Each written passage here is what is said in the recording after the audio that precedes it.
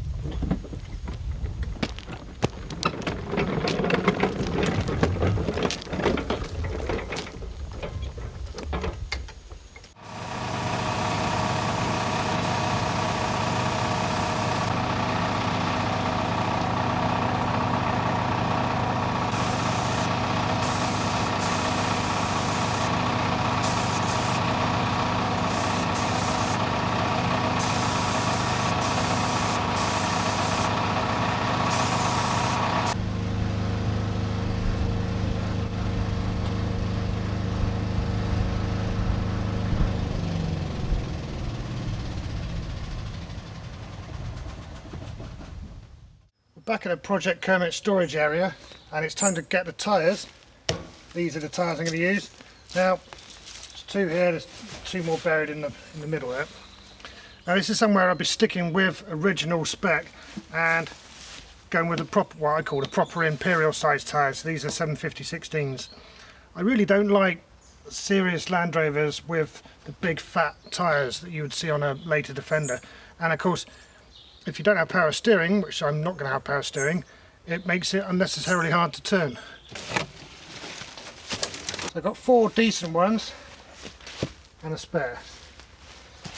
Now these 4 are not new, not by a long shot, but they have masses of tread on them. I was actually given these and I've been keeping them for this project. I've been keeping them for a rather long time. This is why they're so filthy. So I'll give these a quick jet wash. I'm not in the habit of cleaning my tyres, ever. I don't think I've ever done that before, but I'll do this once.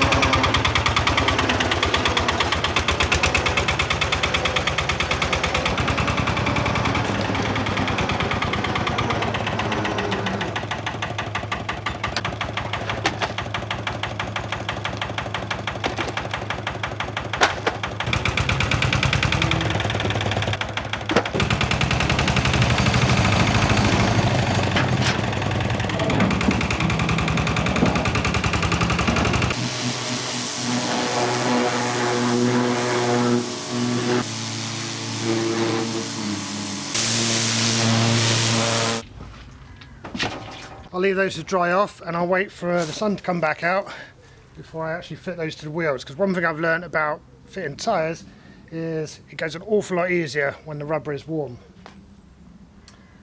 Particularly the case with these ones, because these are actually a bit old. Time to strip this down then. It's been soaking in plus gas for, well, over a weekend. And I've just doused it with some more. I don't think it's going to come undone though.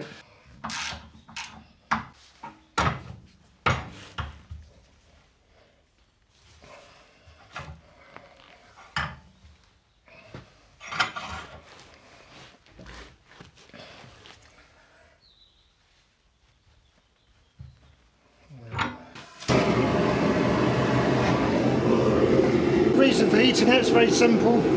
The thread is held tight by a rust seal, so it's all rusted in there, and the rust has expanded and filled up the threads, so it's in there tight.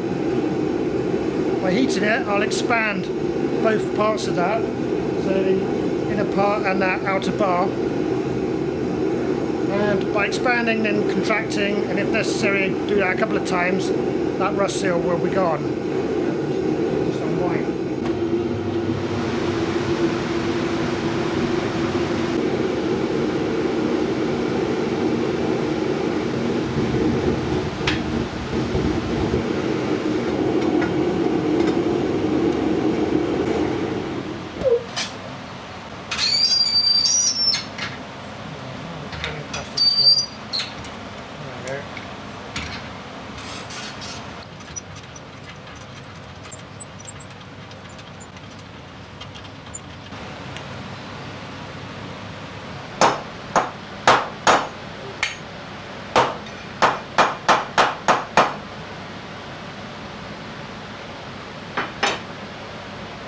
Just let that cool down a bit before I mess with it anymore.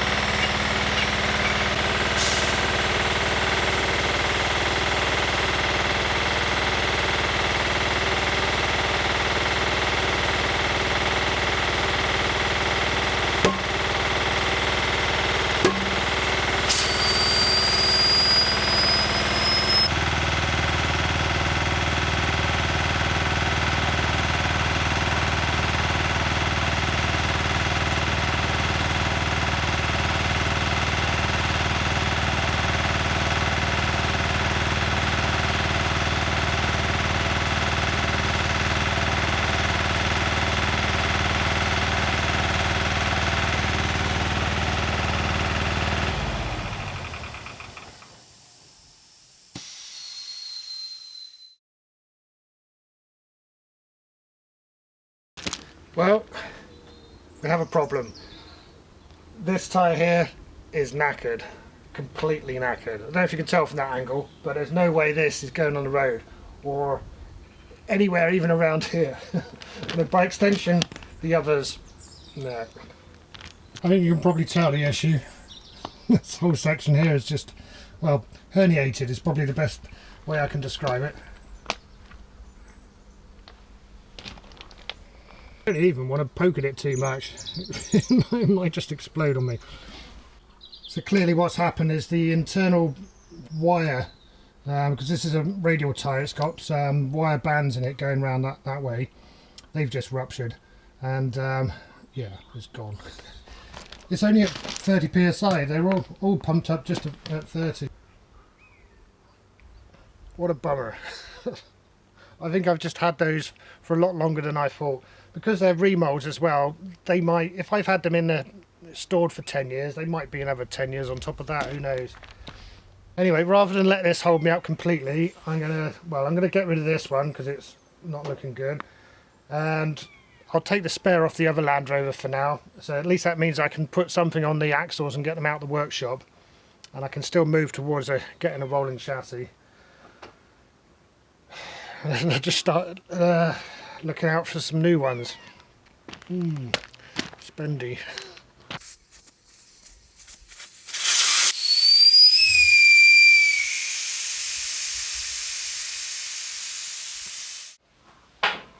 So all this is only temporary, just so the wheels don't splay when I'm pushing the axle about.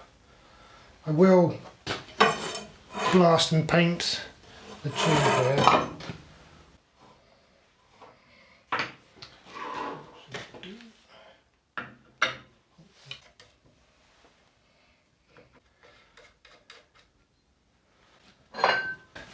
These just go on here, and they're held on on the original studs with the original wheel nuts. And the intention of the wheel spaces is just to give it a slightly wider stance. There's other ways of achieving that. You could fit the wheels off, the forward control. That has the same effect. Alternatively, some people fit axles from Discoveries or Range Rovers, but I've got no real interest in going that far with it. I should say with wheel spaces is some people are very much of the opinion that it's a bad idea. All kinds of terrible things will happen. Bearings will fail prematurely, and so on and so on. Needless to say, I don't agree. I think it'll be fine. I will be torquing these up properly, and the wheel nuts themselves, but I'll do that when it's all, well, when the entire vehicle is constructed, I suppose.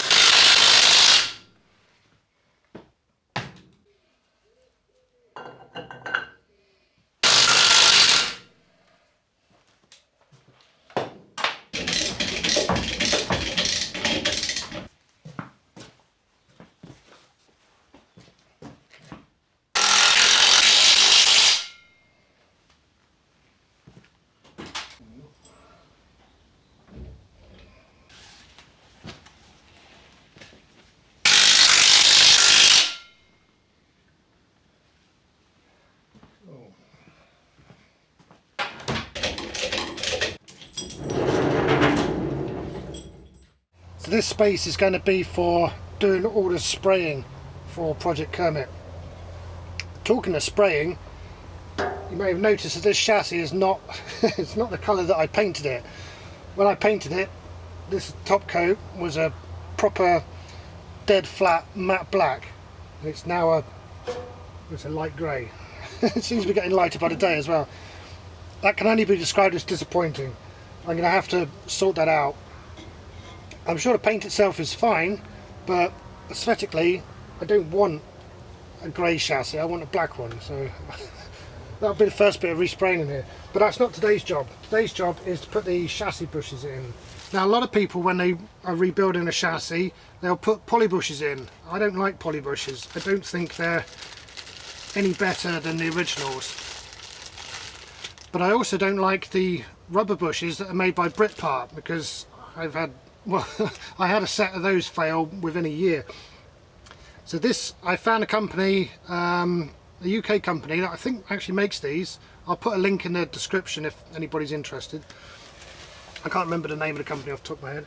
So these are the proper original specification bonded chassis bushes. Two different sizes. That's for the back of the chassis, and this one is supposed to go there. Now these holes are smaller than they used to be because obviously they're coated with zinc now and they weren't before. They're not known for being that accurate anyway. So I've got to do something about that. Do excuse all the chicken feathers. Obviously the chickens have discovered this is an excellent place to hang out.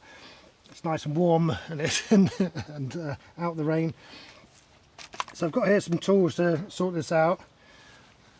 I've got these tiny little flap wheels which will go on the cordless drill, and if there's any big lumps of zinc I can sand those down with this.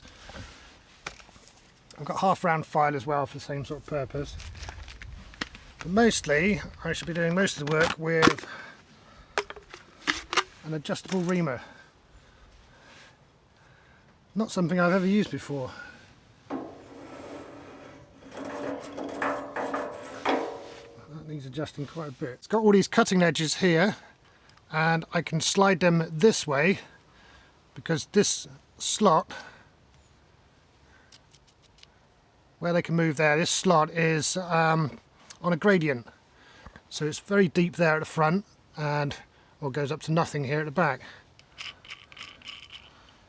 So the further this way I pull all of these cutting edges, the bigger the hole I can ream out. We are, what's that, 38.25. Let's see, hopefully I've got that in here.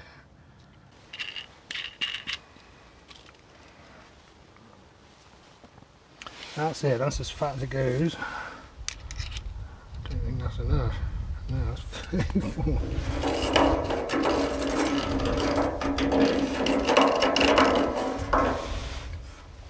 Well, how on earth did I measure that so incredibly wrong?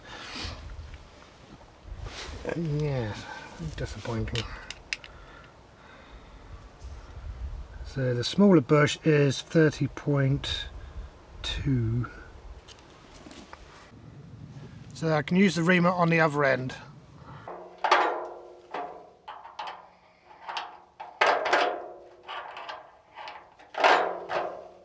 So this side of the rear has got loads of dross in the hole there.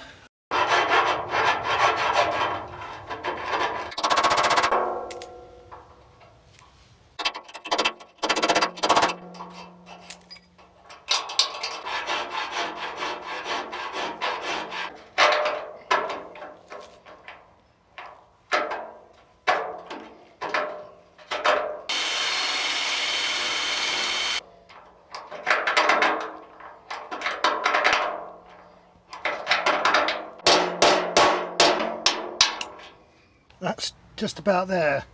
It will go in now with an interference fit, I think. I'm going to have to come up with some way of winding it in though. This lot should do, or at least get started. So 12mm thread bar, that's the nut from the angle grinder.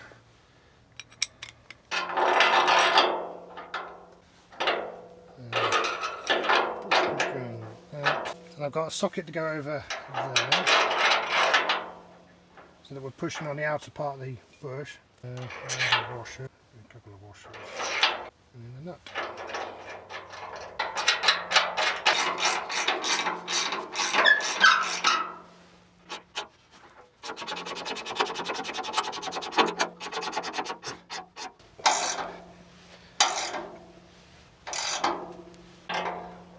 The bush is slightly wider than the fitting here, but it's flush on the other side. So that's that.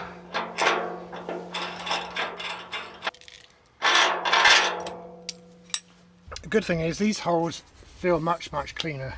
But yeah, so I just wish I could. I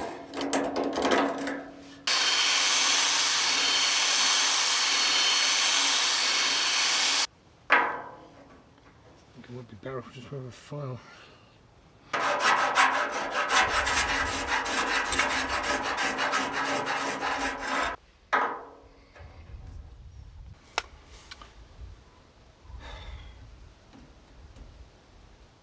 I gave up on that in the end.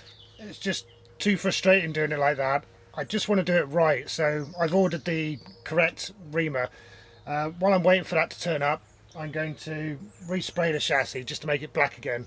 This is a test patch I did yesterday just to make sure it wasn't going to react with this paint that's underneath it. And no reaction.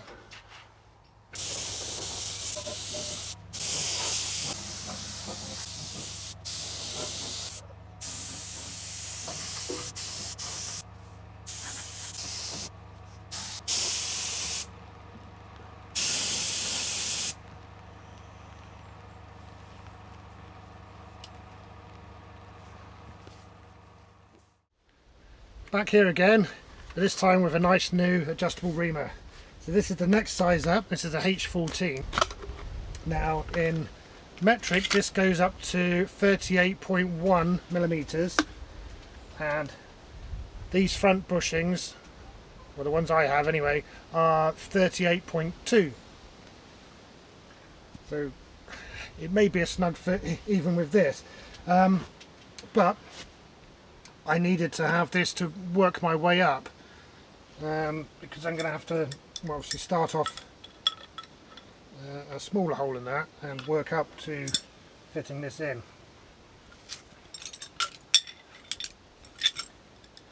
So I'm going to adjust it down. So it's currently adjusted. It's currently adjusted to the maximum. So I'm going to pull these cutters down this way.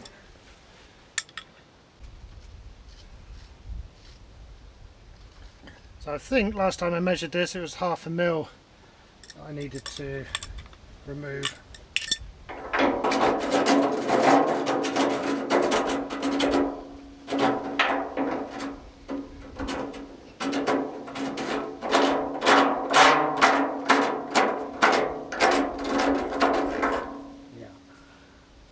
Off a little bit.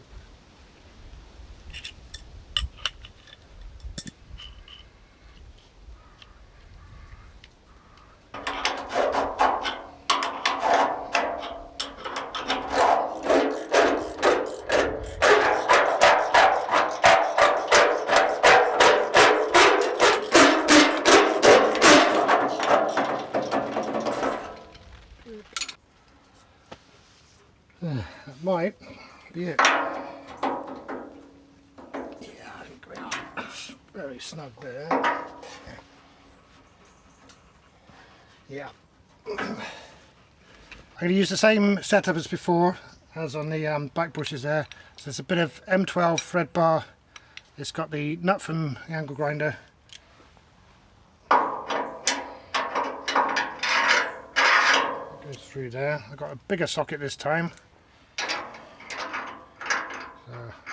1 1/8. Couple of washers. And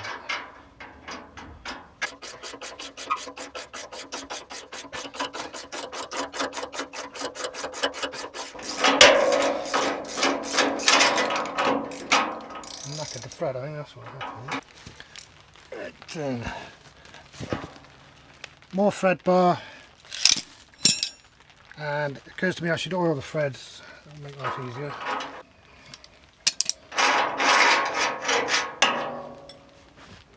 Right then.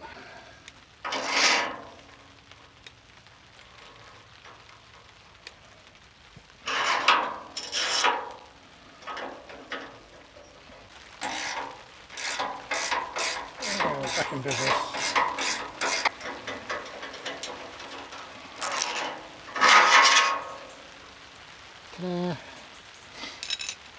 Of course, got the other one now.